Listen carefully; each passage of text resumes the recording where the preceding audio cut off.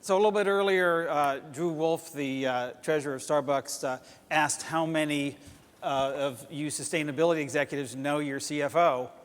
Well, here's one who does. Please welcome the CSO of and the CFO of Levi Strauss, Harmit Singh and Michael Kabori. Please welcome them. Both wearing Levi's jackets, and I got confused for a second. Harmit, let's start with you in terms of your sustainability journey, because as we've established, not a lot of companies have CFOs who, for lack of a better word, get it. Where did that come from for you? Sure. First, thank you for having us. I'm lucky to be working for a company like Levi Strauss & Company. We've been around, as you know, for over 160 years and have a long history of driving profits through principles, which essentially means that it's not only important for us to determine what we make, but how we make it. And that's the cornerstone of our belief around sustainability. It started as a risk mitigation strategy, and then as market leaders, we have pioneered, and I'll talk about waterless, worker well-being program, our screen chemistry program, et cetera, et cetera, et cetera. So it's become, I would say, a core DNA of the company and a core fabric, no pun intended, of our value system. Now, the journey for me, when the bedrock or the foundation was so solid in terms of believing on sustainability, really, I've been with the company about 4 years, and I became a believer about 2 years ago. And it's important for all of you out there, if you want to drive sustainability through the organization, it's important for all of us to start converting the non-believers to believers. And I think what resonated with me was a couple of things. First, it needs to make financial and business sense. So for example, I've talked about waterless. I'm wearing jeans that are waterless. And in essence, these waterless jeans use 96% less water in the core manufacturing process, which is denim, in terms of finishing denim. And it does two things. First, it helps the planet by using less of a scarce resource. But more importantly, it's produced at a lower cost. And about 4 cents a product lower than other products, which means it does drive margins. And today, about 40% of our product volume are waterless, going to 50%, and by 2020 getting to close to 80%. So that's the first piece, is there a financial or business case?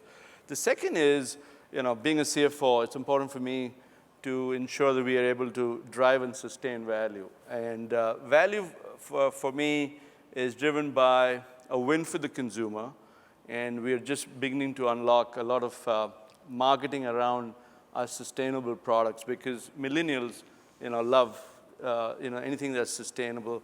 And we in the past haven't done a great job communicating our sustainable story to the end consumer. So, the first piece is a win to the consumer. The second is, it's got to be a win to the manufacturer. And as we create more demand, it leads to more production. So it's a win for the manufacturer.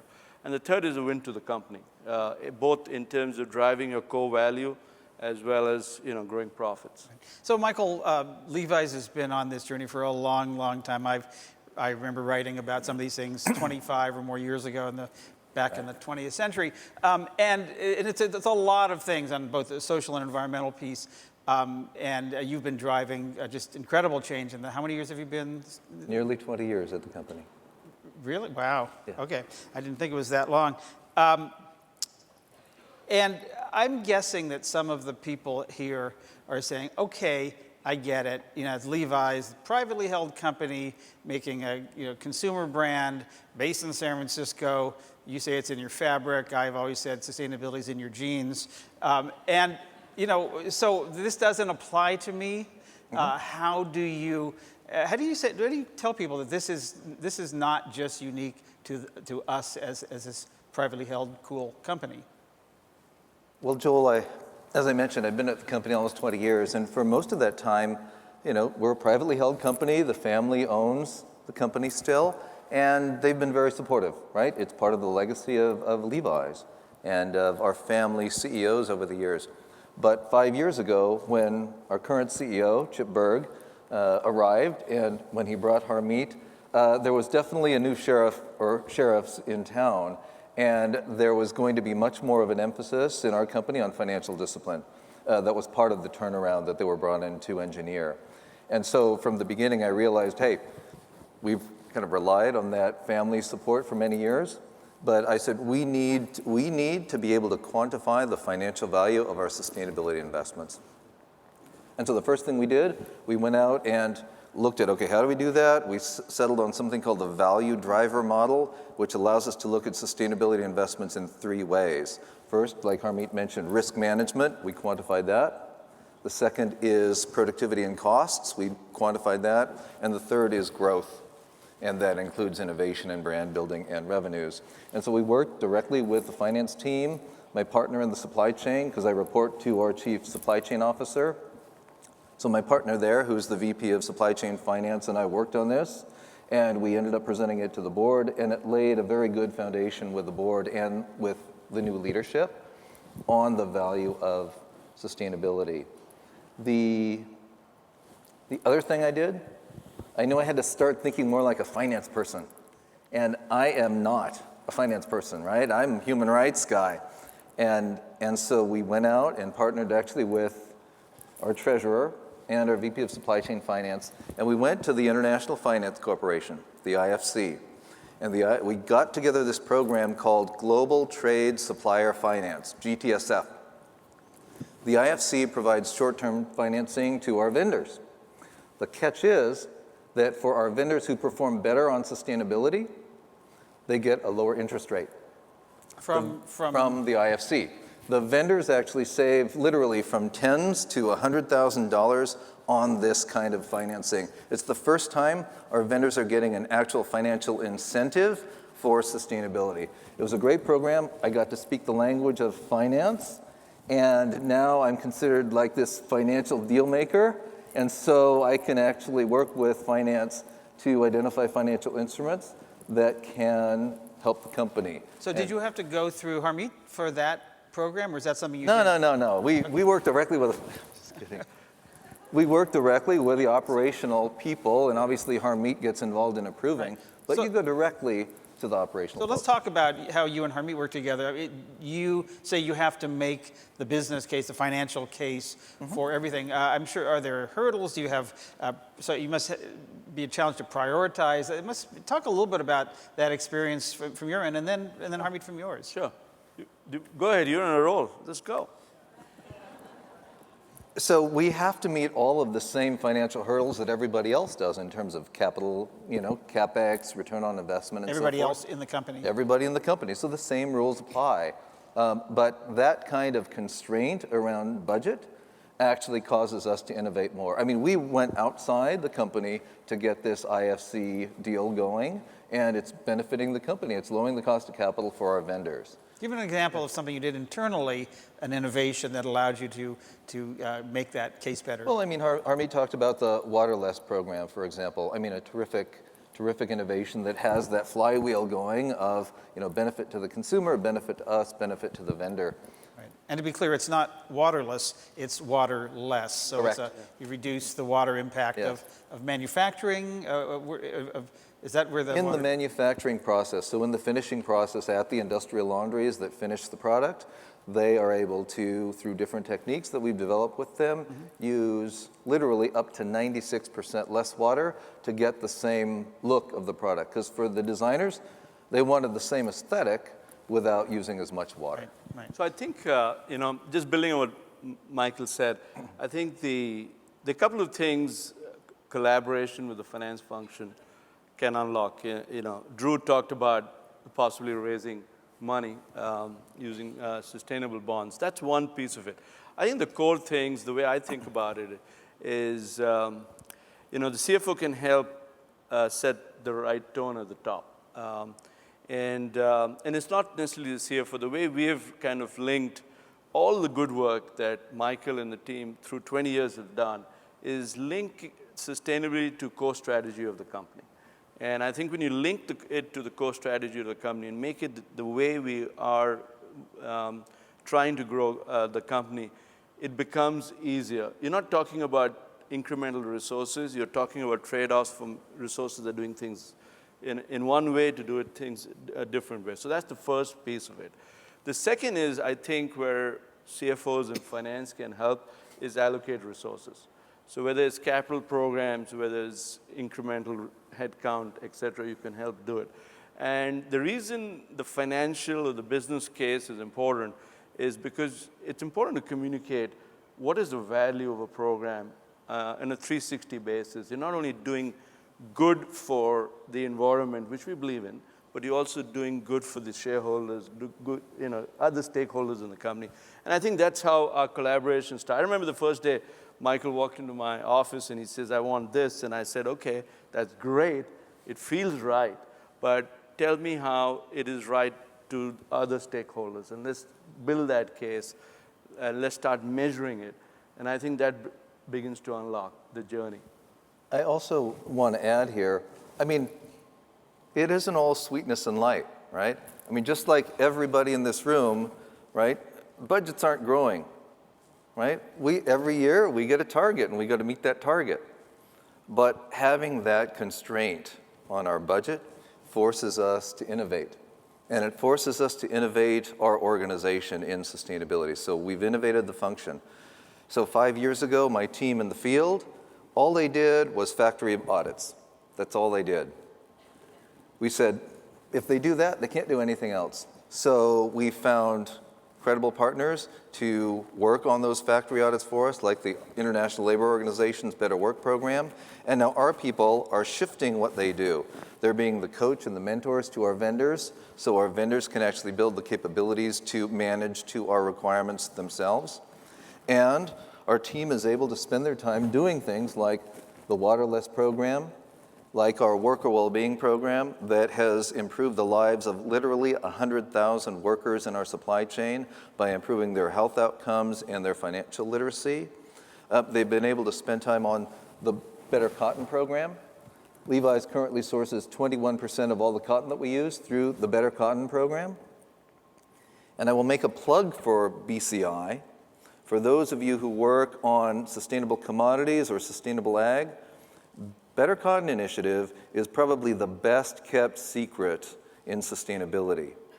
In 6 years, 12% of all the cotton grown in the world is now qualified as Better Cotton. 12%. It's reaching over 1.6 million farmers around the world. So it is a real success story, and no one's ever heard of it. Yeah. Harmy, you said that you started to step this up over the past 12 months, engaging the leadership team and the board in some new ways. Talk a little bit about what's going on and how you are now taking all this good work to the next level. Sure. I mean, so I'll give you an example of what just transpired. Every year, like most of you here, we also set objectives for our executive team. This year, when you're doing objectives, and then we cross-collaborate the objectives to understand interdependencies. So this year, when you did the objectives, we had the sustainability objectives that Michael presented. And the question then, we asked Michael to clarify the help he needs from different leadership or executive team members. So I had my ask. I need this from finance. And I said, okay, I say yes to this. I say yes to this. For this, I need, I think we need more resources, et cetera. So it starts with setting core objectives that are transparent and, more important, integrated across the system. What we do as a company, to the point I think Michael referred to, is we engage at the leadership level. We engage with our board through the nomination and governance committee once a quarter. We are talking about our sustainability program and the true value is beginning to unlock. And just setting the right tone at the top. And then Michael and I sit together and we find ways to measure it and communicate it within the organization. So it's becoming as I go back to my earlier point, it has to be in the DNA, in the core fabric of how you run the company. And just to add here, I mean, in the past, right, I report into our chief supply chain officer, and he and now she has driven sustainability within the supply chain. But to move from supply chain driving sustainability to all functions in the company driving sustainability, it's been critical to have the support of the CFO in driving that. And I mean, it's working. Yeah. It's working. I think it's the right thing to do. Yeah. And it takes time. It doesn't happen overnight. It requires, it's a journey, the way I call it. I have non-believers in my team. Yeah. Right? And so, I set the tone, I get them to understand, and then over time, get them to believe. But I say, you've got to be patient. Well, I want to talk about that because you said, you told me the other day, you said, you need to believe. Yeah. That's a core belief of yours and a core, I guess, part of your personal strategy in bringing this to the level that the entire company wants to take it. What does that mean exactly? What are you trying to believe in? How do you talk about that? How do you influence people? I bet a lot of people are trying to figure that same thing out. Yeah, I think it starts with, the way I call, the best way to grow sustainability is, in my view, and I'm just saying it in my view, is it has this wonderful pyramid. The bottom of the pyramid is the foundation, which is it in the DNA of the company? Is it a core value? Is it something that over time has worked, irrespective of different management teams? And I think in our case, it is a core foundation. So foundation has to be solid, which means the folks in this room need to have real practices that over time are creating value. The second, the middle of the pyramid is what I call business partnership or collaboration. You need to engage, or we need to engage with different functions and different leaders. In this case, it is a finance and sustainability collaboration. But there is marketing because you got to market and let the consumer know. There's obviously vendor management and manufacturing, which is critical. Engagement in forums like this. And the last piece is, how does this unlock value? And how do you sustain that? That value is beyond just the consumer. It's other stakeholders. It's shareholders. It's other stakeholders. So I think to get it right, the pyramid has to work together. Sure. And that takes time. And you talk about marketing, and that brings in sort of the consumer value proposition. How does that play into this? Because people don't buy clothing, apparel based on sustainability. Most people, maybe a few in this room, and I'm wondering how much that a pair of jeans was manufactured with less water actually would move product. Talk a little bit about your sustainability communications and all this, because you've traditionally, particularly as a family company, have been pretty modest about this. Michael, do you want to take that on? Sure, you take it on. Look, all of this work that we're doing and the story we have to tell is something that we really need to get out there to the consumer. It's one of our biggest opportunities.